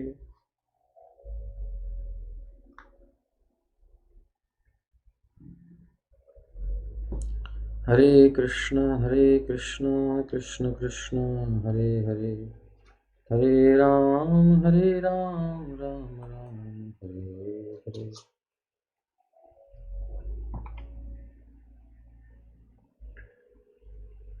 हंस पारावतव्रातैस्तत्र तत्र निकूजितम् कृत्रिमान् मन्यमानैः स्वानधिरुह्याधिरुह्य च। उस प्रासाद में जहां तहां जीवित हंसों तथा कबूतरों के साथ ही कृत्रिम हंस तथा कबूतर इतने सजीव थे कि उसमें असली हंस जो थे अपने जैसा ही समझते थे असली हंस, और अपने असली हंस सोच के वो हंस आकर के उनसे बात करते थे, अपनी गर्दनें ऊपर उठा करके देखते थे क्या है ये। इस प्रकार सारा प्रासाद इन पक्षियों की ध्वनियों से गूंज रहा था। विहारस्थान विश्राम संवेश प्रांगणाजिरैः यथोपजोषं रचितैर्विस्मापन विवात्मनः। उस प्रासाद यानी महल में क्रीड़ा स्थल, खेलने के स्थान, विश्राम करने का स्थान, सोने का स्थान, शयन गृह, आंगन, चौकें थी जो नेत्रों को सुख देने वाली थी, यानी बहुत सुंदर डेकोरेटेड थी। इन सबसे स्वयं मुनि को विस्मय हो रहा था, माना मुनि जिन्होंने ये बनाया वो खुद चक्कर पड़ गए, इतना सुंदर मंत्र से। ईदृग्गृहं तत्पश्यन्तीं नातिप्रीतेन चेतसा सर्वभूताशयाभिज्ञः प्रावोचत् कर्दमः स्वयं। और जब उन्होंने देखा कि देवहूति इतने विशाल ऐश्वर्य युक्त प्रासाद यानी भवन को, महल को कैसे देख रही है, खुश नहीं है, अप्रसन्न हृदय से देख रही है, तो कर्दम मुनि को उनकी भावनाओं का पता चला क्यों नहीं खुश है। अब गाड़ी तो हो नंबर 1 और जो चढ़ने वाली हो उसमें वो हो ऐसी जैसे कि अभी भिक्षा मांगने के लिए आई है, तो कैसे मैचिंग नहीं है। तो कर्दम मुनि ने कहा ठीक है, क्योंकि वो किसी के भी हृदय की बात जान सकते थे, इसलिए उन्होंने अपनी पत्नी को स्वयं ही इस प्रकार संबोधित किया और क्या कहा, निमज्यास्मिन् हृदे भीरु विमानमिदमारुह इदं शुक्लकृतं तीर्थमाशिषां व्यापकं नृणाम्। हे प्रिय देवहूति, तुम इतनी भयभीत क्यों हो, क्यों डर रही हो। पहले स्वयं भगवान विष्णु द्वारा निर्मित बिंदु सरोवर में स्नान करो, और जो मनुष्य की समस्त इच्छाओं को पूरा करने वाला है, और तब इस विमान पर चढ़ो जो आज्ञा पतिदेव। सा तद्भर्तुः समादाय वचः कुवलये क्षणा, सरजं बिभ्रति वासो वेणी भूतांश्च मूर्धजान्। कमल लोचना देवहूति ने अपने पति की आज्ञा मान ली। मैले कुचाले वस्त्रों तथा सिर पर बालों के जटों के कारण वो आकर्षक नहीं दिख रही थी। ऐसा लगता है कि देवहूति के बाल वर्षों से संवारे नहीं गए थे, उसमें जटा हो गई थी, जटा पड़ गई थी, कि इतनी सेवा में व्यस्त रही कि उसके शारीरिक वस्त्र सुख सुविधा का ध्यान नहीं रखा। अंगं च मलपंकेन सच्छन्नं शबलस्तनम आविवेश सरस्वत्याः सरः शिव जलाशयम। धूल, शरीर पर धूल की मोटी मोटी परत चढ़ी हुई थी, मतलब जाती डुबकी लगा के आ जाती थी, तो कंघी नहीं करना है, कोई श्रृंगार नहीं करना है, तो बस वो नहा करके ऐसे पानी डाल के आ गई, तो कोई उपटन उपटन नहीं लगाया, तो इसलिए कांतिहीन हो गए थे, उनका वक्षस्थल कांतिहीन हो गया था। अब वो आकर्षण जैसे नहीं हुआ किसी को। लेकिन जैसे ही सरस्वती नदी के पवित्र जल में डुबकी लगाई, सरोवर में, बिंदु सरोवर में, शान्तः सरसिवेश्मस्थाः शतानि दशकन्यकाः सर्वाः किशोरवयसो ददर्शोत्पलगन्धयः। सरोवर के भीतर जैसे ही डुबकी लगाती है, एकदम से क्या देखती है, अरे ये क्या, ये महल कहाँ से आ गया, मैं कहाँ आ गई। 1000 कन्याएं हैं, और सबकी सब अपनी किशोर अवस्था में हैं, 15-16 साल की अवस्था की छोरियां हैं, सब कन्याएं, और कमलों के समान उनके शरीर से सुगंध निकल रही है, बड़ी दिव्य सुगंध निकल रही है। तां दृष्ट्वा सहसोत्थाय प्रोचुः प्राञ्जलयः स्त्रियः वयं कर्म करीस्तुभ्यं शाधिनः करवाम किम। कहती हैं, एकदम से उठ खड़ी हुई, आइए महारानी जी, और हम आपकी दासी हैं, बताइए हम आपके लिए क्या करें। देवहूति के प्रति अत्यंत सम्मान प्रदर्शित करने वाली इन कन्याएं जो हैं, उसे बाहर लाई और बहुमूल्य तेलों तथा उबटनों को लगाकर नहलाया, और उसे महीन निर्मल नए वस्त्र पहनने को दिए, सुंदर स्नान कराया और सुंदर वस्त्र प्रदान किए हैं।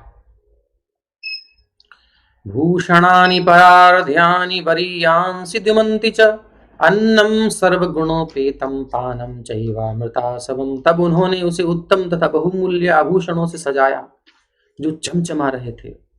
फिर उन्होंने सर्वगुण संपन्न भोजन तथा मधुर मादक पेय आसवम पदार्थ प्रदान किया। थोड़ा सा, एक तो ड्रेस भी बढ़िया कर दी, खूब बढ़िया से सजाया, और खाली सजें और ड्रेस अच्छी हो, लेकिन आभूषण भी पहनी, लेकिन अब जो है पेट खाली हो तो काम नहीं बनता, तो बढ़िया से खूब सर्वगुण संपन्न भोजन कराया। जो सीख सी पतली हो गई थी, अब सेठानी हो गई पूरी, बढ़िया से सब बढ़िया हो गया। सर्वगुण संपन्न भोजन और मधुर मादक पेय, उसके बाद थोड़ा सा मद भी हो जाए, थोड़ा सा जब मिलन हो तो थोड़ी सी मादकता भी चाहिए, उसमें थोड़ा अलग स्थिति होती है, तो वो भी प्रदान कर दिया। और जब ऐसी स्थिति उसमें पहुंची, दर्पण के सामने थोड़ा देख लें कि सब ठीक ठाक है कि नहीं, तो दर्पण के सामने पहुंची तो यत अथा दर्शे स्वमात्मानं सग्विणं विरजाम्बरं विरजं कृतस्वस्त्ययनं कन्याभिर्बहुमानितम्। तब उसने दर्पण में अपना प्रतिबिंब देखा।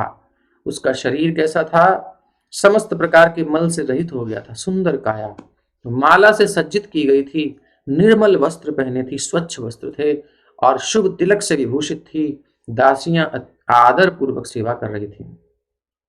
स्नातम कृतशिरः स्नानम सर्वाभरण भूषितम निष्कग्रीवम वलयिनम कूजत कांचन नूपुरम। सिर सहित उसका सारा शरीर नहलाया गया। माताएं अधिकतर सिर से स्नान नहीं करती, तो इसलिए कभी कभी विशेष अवसरों पर करती हैं। तो सिर सहित सारा शरीर नहलाया गया, और उसके अंग प्रत्यंगों को आभूषणों से सजाया गया। उसके लटकन युक्त हार घुमेल पहना था, कलाइयों में चूड़ियां थी, एड़ियों में सोने की खनकती पायल थी, कमर में अनेक रत्नों से जटित सोने की करधनी पहनी हुई थी, बहुमूल्य मोतियों के हार तथा मंगल द्रव्यों से सूचित थी, सुसज्जित थी। मुखमंडल सुंदर दांतों, मनोहर भौहों से चमक रहा था। उसके नेत्र सुंदर स्निग्ध कोरों से स्पष्ट दिखाई दे पड़ने के कारण लाल हैं, कर्ण कमल कली की शोभा को मात करते थे। उसका मुख घुंघराले बालों से घिरा हुआ था। सारा सौंदर्य प्रकट हो गया। यदा सस्मार ऋषभम ऋषीणां दयितं पतिम तत्र चास्ते सहस्त्रेभिर्यत्रास्ते स प्रजापतिः। जब उसने ऋषियों में अग्रगण्य अपने परम प्रिय पति कर्दम मुनि का स्मरण किया। अब जब सब कुछ ठीक हो गया तो स्वाभाविक है पति की दर्शन की इच्छा होगी।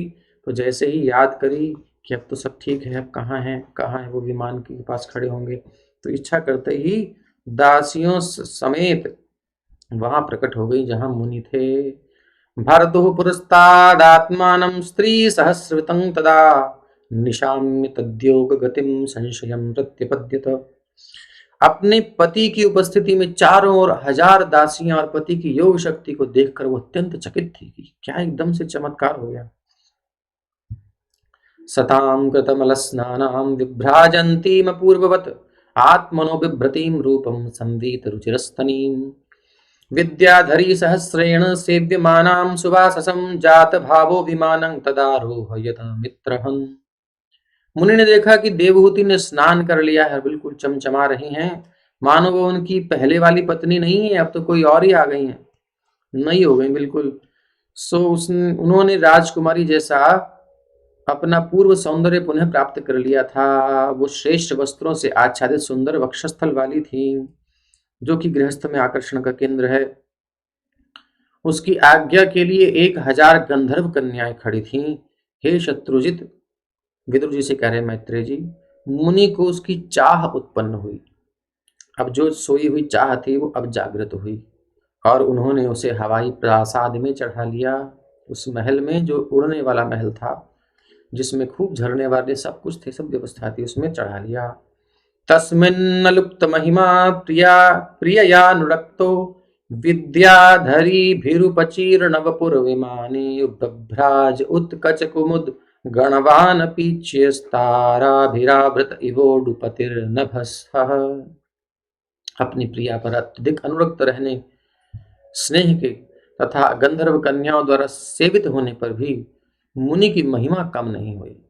यद्यपि वो उन क्रियाओं में लगे, एक साधारण एक पति की भांति लगे, किंतु फिर भी उनकी महिमा कम नहीं हुई, क्योंकि अंतरतम में कहीं उनको वैराग्य जागृत है। वो जानते हैं कि मैं अपना कर्तव्य पालन कर रहा हूँ, एक सीमित मेरा एक सेवा है, उसको पूर्ण कर रहा हूँ बस। अर्थात अग्नि को बस केवल तापना है और उस तापने से कुछ कार्य हो जाएगा, भगवान की सृष्टि में कुछ लाभ हो जाएगा थोड़ा सा बस, तो बस उसी के लिए मैं आया हूँ। उनकी महिमा कम नहीं हुई, वो अपने स्वरूप को भूले नहीं। वो क्योंकि उनको अपने पर नियंत्रण प्राप्त था, कंट्रोल था, उस स्टेज में भी कंट्रोल था। ऐसा ऐश्वर्य होने के बाद उस हवाई प्रासाद में कर्दम मुनि अपनी प्रिया के साथ इस प्रकार सुशोभित हो रहे थे, मानो आकाश में नक्षत्रों के बीच चंद्रमा हो, जिससे रात्रि में जलाशयों में कुमुदिनियां खिलती हैं।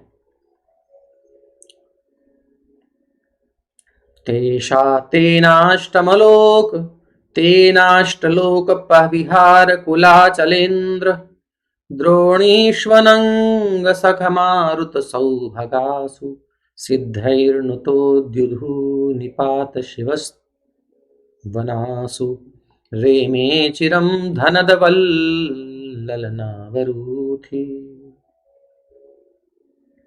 कह रहे हैं उस हवाई प्रासाद में आरूढ़ होकर वो मेरु पर्वत की सुखद घाटियों में भ्रमण कर रहे थे, और जो शीतल मंद और सुगंध वायु से अधिक सुंदर होकर काम भाव को अत्यधिक उत्तेजित कर रही थी। इन घाटियों में देवताओं का धनपति कुबेर सुंदरियों से घिरा रहकर और सिद्धों द्वारा प्रशंसित होकर आनंद लाभ उठाता था। ऐसी घाटियों में पहुंचे, ये पृथ्वी की बात नहीं है, अभी स्वर्ग लोगों के आनंद को ले रहे हैं। कर्दम मुनि भी अपनी पत्नी तथा उन सुंदर कन्याओं से घिरे हुए वहां गए और अनेक वर्षों तक सुख भोग किया। वैश्रम्भके सुरसने नंदने पुष्पभद्र के कहाँ गए, मानसे चैत्ररथ्ये च सरे में रामयारतः। अपनी पत्नी से संतुष्ट होकर वो उस विमान में न केवल मेरु पर्वत ही वरन वैश्रम्भक पर्वत, सुरसन नंदन, पुष्पभद्रक तथा चैत्र रथ्या में और मान सरोवर के तट पर भी विहार करते रहे। इतना उन्होंने दर्शन किया ना, हम सोच नहीं सकते। ऐसे ऐसे आश्चर्य उन्होंने देखे, इस सृष्टि के आश्चर्य, स्वर्गिक लोगों के हायर प्लैनेट्स में जा जाकर के जो जो बहुत श्रेष्ठ क्वालिटी का सुख होता है भौतिक जगत का, उसका उन्होंने भोग किया। भ्राजिष्णुना विमानेन कामगेन महीयसा वैमानिका नत्यक्षेत चरण लोकान यथा नीलः। ये योगी ही इस प्रकार से जा सकता है, भक्त हो। वो रास्ते में विभिन्न लोकों से होकर उसी तरह यात्रा करते रहे जिस प्रकार वायु प्रत्येक दिशा में अबाध रूप से चलती है, हवा बहती है ना जहां तहां बहती रहती है, तो उसी प्रकार से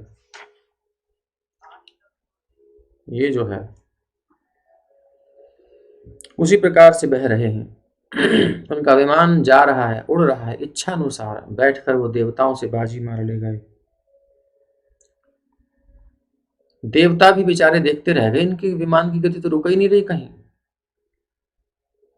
देवताओं की लिमिट है ना, वो कहां से कहां तक जा सकते हैं, लेकिन इनकी तो लिमिट ही नहीं है। तो सब प्लैनेट्स को क्रॉस कर करके और हायर हायर जाते जा रहे हैं, जाते जा रहे हैं। इतना सुंदर। किं दुरापादनं तेषां पुंसामुद्दाम चेतसां यैराश्रितस्तीर्थपदश्चरणो व्यसनात्ययः। जिन्होंने पूर्ण पुरुषोत्तम भगवान के चरण कमलों की शरण प्राप्त कर ली है, उन दृढ़ प्रतिज्ञ मनुष्यों के लिए कौन सी वस्तु दुर्लभ है। उनके चरण तो गंगा जैसी पवित्र नदी के उद्गम है, जिनसे सांसारिक जीवन के समस्त अनिष्ट दूर हो जाते हैं। भगवान के चरण, जिसने शरण ले ली उसके लिए कुछ भी कमी नहीं है। जो भगवान के ऊपर समर्पित हो गया फिर उसके लिए कुछ दुर्लभ नहीं होता। यैराश्रित तीर्थ पद शरणों, पूर्ण पुरुषोत्तम भगवान तीर्थ पाद कहलाते हैं। भगवान विष्णु के चरणों से गंगा निकली, चरणों से निकली गंगा प्यारी, जिसने सारी दुनिया तारी, उन्हीं चरणों में मैं शीश नवाऊं। प्रेक्षयित्वा भुवो गोलम पत्न्यै यावान स्वसंस्थया बहुआश्चर्यं महायोगी स्वाश्रमाय निवर्तत। अपनी पत्नी को अनेक आश्चर्यों से पूर्ण ब्रह्मांड गोलक तथा इसकी रचना दिखलाकर परम योगी करदम मुनि अपने आश्रम को लौटा है। तो अभी तो ये ट्रैवलिंग कर रहे थे, थोड़ा घूमने फिराने लगे थे। श्रीमती जी को विभिन्न लोकों में बड़े बड़े ऐश्वर्य दिखाए इन्होंने, खूब खूब मस्ती करी, ऐसा कह सकते हैं। विभज्य नवधात्मानं मानवीं सुरतोत्सुकां रामां निरमयन् मे वर्षपूगान् मुहूर्तवत्। अपने आश्रम लौटने पर उन्होंने मनु की पुत्री देवहूति के सुख के लिए, जो रति सुख के लिए अत्यधिक उत्सुक थीं, अपने आप को 9 रूपों में विभक्त कर लिया। अभी बहुत गहरी बातें हैं, इसको सबसे क्या कहा जाए, बस इंगित किया जा रहा है कि किस प्रकार से कितनी इच्छा होती है। प्रभुपाद जी ने तात्पर्य में दिया है 9 गुनी इच्छा होती है पुरुष से, तो उसको संतुष्ट करने के लिए 9 रूप बनाए हमारे करदम जी ने, यानी कि पूर्ण रूप से अपने आप को प्रकट किया है। इस स्तर तक संतुष्टि कहीं होती नहीं है जो उन्होंने दी है। जो रति सुख के लिए अत्यधिक उत्सुक थी, 9 रूपों में विभक्त किया। इस प्रकार उन्होंने अपने अनेक वर्षों तक उसके साथ वर्षों तक विहार किया, और वो वर्ष भी कैसे बीत गए मानो एक क्षण बीता हो, क्योंकि शक्ति कम नहीं हो रही है। तस्मिन् विमान उत्कृष्टां शय्यां रतिकरीं श्रिता न चाबुध्यत तं कालं पत्या पीच्येन संगता। उस विमान में देवहूति अपने पति के साथ उत्कृष्ट एवं कामिच्छा बढ़ाने वाली सेज में स्थित रहकर जान भी नहीं पाई कि उसको कितना समय बीत गया, कितने वर्ष बीत गए पता भी नहीं चला। इतना उनको सुख मिला रतिक क्रीड़ा में। एवं योगानुभावेन दंपत्यो रममाणयोः शतं व्यतीयुः शरदः कामलालसयोर्मनाक। और इस विहार करते करते इस प्रकार 100 वर्ष ऐसे बीत गए जैसे थोड़ा समय बीता हो, पता ही नहीं चला कब संध्या कब प्रातः है क्या क्या। तस्यामाधत्तरेदस्तां भावयन्नात्मनात्मवित्। क्योंकि देखिए ऋषि तो अपने नियम के अनुसार चल रहे थे और वो विरक्त भी थे, लेकिन इतना सुख मिल जाता था कि संध्या समय जाता देवहूति को पता नहीं चलता, प्रातःकाल आते पता नहीं चलता। वो शयन करती फिर जागृत होती, फिर आनंद, फिर शयन, फिर जागृति। उतनी देर में कर्दम मुनि अपना भजन करते रहते थे।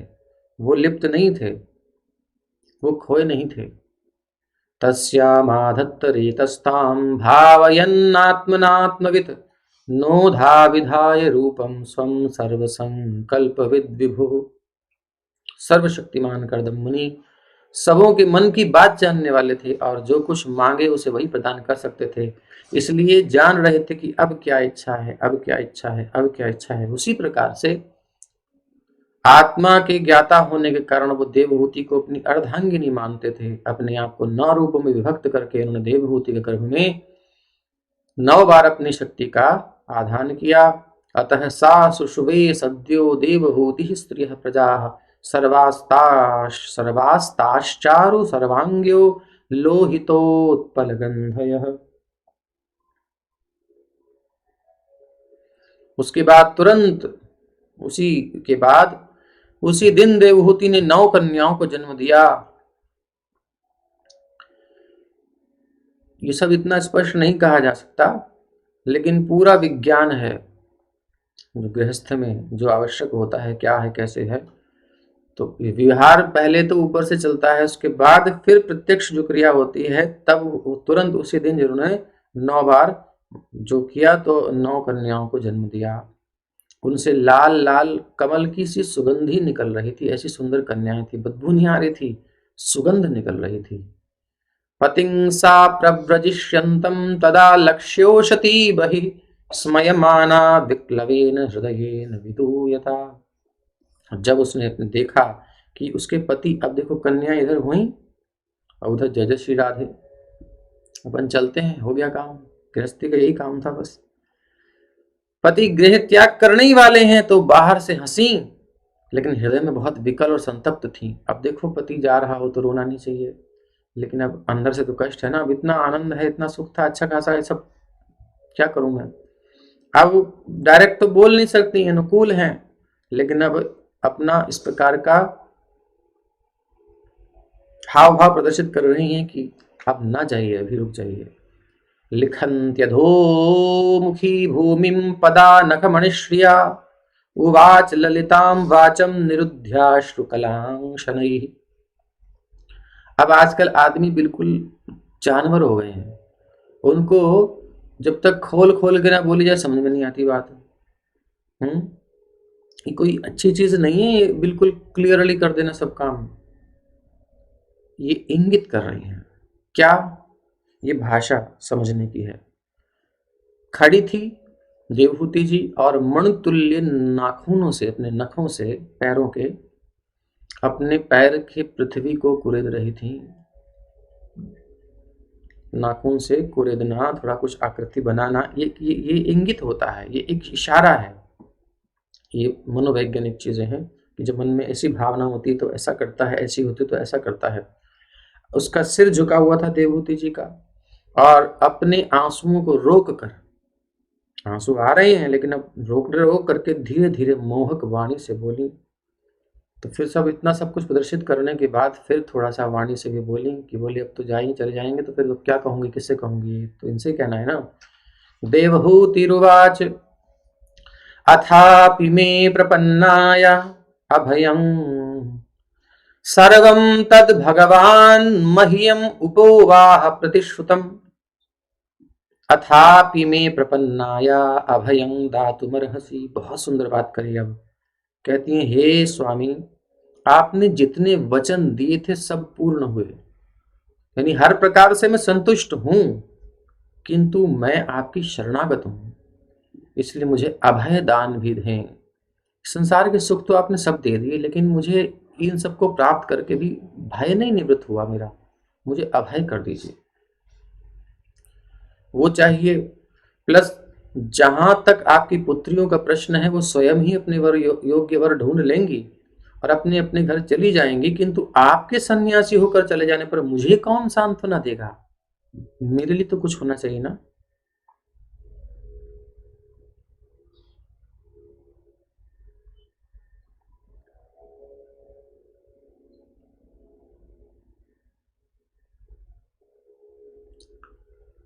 एतावतालं कालेन व्यतिक्रांतेन मे प्रभो इंद्रियार्थ प्रसंगेन परित्यक्त परात्मनः। अभी तक हमने अपना सारा समय परमेश्वर के ज्ञान के अनुशीलन की उपेक्षा करके इंद्र तृप्ति में ही व्यर्थ कमाया है। यानी कि उनको अब समझ में आ गया, काम क्रीड़ा के बाद हर व्यक्ति को संतोष नहीं होता, उसे लगता है कि कुछ लॉस हुआ है, कुछ कमी हुई है, ऐसा स्वाभाविक है। बिल्कुल ही बेहोश हो तो अलग बात है, लेकिन उसके पास थोड़ी सी भी चेतना है तो उसको लगेगा कि कुछ तो हुआ है, जो तब तक अच्छा लग रहा था अब उतना अच्छा नहीं है। तो इसका मतलब ये कुछ और ही चल रहा है। तो कह रहे हैं कि आपकी दिव्य स्थिति से परिचित न होने के कारण ही मैं इंद्रियों के विषयों में लिप्त रहकर आपको प्यार करती रही, तो भी मैंने आपके लिए जो आकर्षण उत्पन्न कर लिया है वो मेरे समस्त भय को दूर करे। ठीक है, किसी भाव से मैं आकृष्ट हुई, उसी में रही, आपके वास्तविक स्वरूप को नहीं जान पाई, लेकिन हुई तो आपसे ही आकृष्ट ना, इसलिए आपसे आसक्त हूं। तो आप अब मुझ पर कृपा कीजिए, मेरे आत्मा के उत्थान की भी बात कीजिए, कुछ कृपा कीजिए। शरीर को तो देख लिया, इस संसार का सुख तुच्छ है, कुछ नहीं रखा इसमें, मुझे अभी तक तृप्ति नहीं हुई, अब भय बना हुआ है। संगो यह संसतेर हेतुर असत्सु विहितो धिया सएव साधु सुकृतो निसंगत्वाय कल्पते। इंद्रिय तृप्ति के लिए संगति निश्चय ही बंधन का मार्ग है। समझ में आ गया देवभूति जी को कि अगर केवल इंद्रिय तृप्ति के लिए मैं पति से आसक्त हूं, भले ही वो एक महात्मा के रूप में है, अर्थात एक संत प्रकृति के हैं, एक साधु के स्वरूप हैं, फिर भी इंद्रिय तृप्ति के लिए मैं उनसे आसक्त हूं, तो वो मेरा कल्याण नहीं कर सकती वो भावना। लेकिन जब वही संगति किसी साधु पुरुष से की जाती है, तो भले ही वो अनजाने में की जाए, मुक्ति के मार्ग पर ले जाने वाली है। तो अब मेरी मुक्ति के मार्ग को भी प्रशस्त कीजिए। अर्थात ये इंद्रिय तृप्ति वाली कहानी तो हो गई पूरी, अब जो है आत्म तृप्ति वाली बात आए, आत्मा की तृप्ति कैसे होगी। और कह रही है नेह यत् कर्म धर्माय न विरागाय कल्पते न तीर्थ पद सेवायै जीवन न मृतो हि सह। जिस पुरुष के कर्म से न तो धार्मिक जीवन का उत्कर्ष होता है, कोई कर्म करे उसका धर्म प्राप्त ना, धार्मिक जीवन का उन्नति ना हो, कर्म से धर्म ना बढ़े, और जिसके धार्मिक विधि विधानों से उसे वैराग्य प्राप्त नहीं हो पाता, और वैराग्य प्राप्त पुरुष यदि भगवान की भक्ति को प्राप्त नहीं हो पाता, तो उसे जीते हुए भी मरा हुआ समझना चाहिए। तो कर्म कर्म ही पूजा करने वालों से कह दो कि भैया तुम बहुत नीचे हो, कर्म को धर्म से जोड़ना पड़ेगा, और धर्म में आने के बाद धार्मिक विधि विधानों से फिर वैराग्य होना चाहिए संसार से। धर्म का पालन कोई करेगा तो उसको वैराग्य होगा विषय भोगों से, इंद्र तृप्ति से। अब ये धार्मिक गृहस्थ आश्रम में जब प्रवेश किया, अग्नि का सेवन करके समझ में आ गया भैया ताप है इसमें, बस आ गया, इतना ही तो करना था, तो वैराग्य प्राप्त हो गया। वैराग्य का मणि निकल गई। हमने प्रारंभ में जो बात बोली थी कि समुद्र में या कहीं डुबकी लगा करके कोई रत्न प्राप्ति के लिए कोई गोताखोर जाता है तो कुछ मणि प्राप्त करने के लिए गया है, कुछ रत्न कुछ लेने के लिए गया है। ऐसे गृहस्थ रूपी आश्रम में जब हम नदी में हम जाएं तो उसमें डुबकी लगा करके वैराग्य रूपी मणि निकाल के लानी है, ये उद्देश्य होता है। दूर से समझ में आ जाए तो डुबकी लगाने की जरूरत नहीं है, लेकिन नहीं समझ में आ रहा है, अभी बुद्धि कम है तो डुबकी लगा के देख लो, लेकिन लाना इसी मणि को है। और ये मणि इस गृहस्थ आश्रम से निकल गई है। देवहूति जी को वैराग्य प्राप्त हो चुका है, गृहस्थ आश्रम सफल हो चुका है, वो तो बाय प्रोडक्ट है। अब ऐसे वैराग्य प्राप्त होने के बाद फिर जब जीव संयुक्त होता है तो वो भौतिक चेतना में नहीं होता, फिर वो भगवान की प्राप्ति के लिए होता है। तो फिर भगवान आते हैं, जबकि अभी आएंगे कपिल भगवान। वैराग्य प्राप्त हो चुका है तो कह रही हैं कि यदि वैराग्य प्राप्त हो जाए और फिर वो भगवान की भक्ति ना करे, संसार से उसको दोष दिख गए कि सब दुखालय है, ये समझ में आ रही है बात, फिर भी वो भक्ति ना करे तो फिर तो वो जिंदे जी मुर्दा है, जीवित शव है, ऐसा कह करके और वाणी को विराम देती हैं। कहती हैं, साहम भगवतो नूनम वंचिता मायया दृढ़म यत्त्वां विमुक्तिदं प्राप्य न मुमुक्षेय बंधनात्। हे स्वामी, मैं निश्चित रूप से भगवान की अलंघ्य माया द्वारा बुरी तरह से ठगी गई हूं। इतना ऐश्वर्य भोगने के बाद, सुख भोगने के बाद, हर प्रकार से कह रही है ठगी गई हूं माया के द्वारा, क्योंकि भव बंधन से मुक्ति दिलाने वाली आपकी संगति, जो मुझे भव बंधन से मुक्ति दिला सकती थी, और उसमें रहकर, उस संगति में रहकर भी मैंने मुक्ति की चाह नहीं की, मैंने भोगों की चाह की। धिक्कार है, मेरा जीवन व्यर्थ हो गया, माया ने मुझे ठग लिया। शोक कर रही हैं, स्वकर्मणा तमभ्यर्च्य। तो ये है गृहस्थ आश्रम, जिसमें विषय भोग होता है लेकिन उससे वैराग्य प्राप्त होता है और फिर भक्ति में मन लगता है। शांत होकर के मन दोनों के, जो कि पहले काम भाव से बड़े उत्तेजित थे, अब शांत होकर के और भगवान में स्थिरता से लग जाते हैं। बहुत भूख लग रही है, भूख लग रही है, भोजन कर लिया, अब शांति से भजन करो। बहुत ठंड लग रही है, ठंड लग रही है, थोड़ा तपा लिया, तब गए ना, अब गर्मी आ गई, अब भजन करो। बस यही लक्ष्य है। तो आगे क्या होगा अगले अध्याय में हम देखेंगे। तब तक के लिए हरे कृष्ण कृष्ण कृष्ण हरे हरे, हरे राम राम राम हरे हरे। ग्रंथराज श्रीमद् भागवत की जय, श्रील प्रभुपाद की जय। हरे कृष्ण कृष्ण कृष्ण हरे हरे, हरे राम राम राम हरे हरे। आज आप सबको थोड़ा विक्षेप हुआ होगा, कुछ नेटवर्क में समस्या है, लेकिन इसको हम डिलीट करके दोबारा से अपलोड कर देंगे, तब आप पूरी कथा सुन पाएंगे।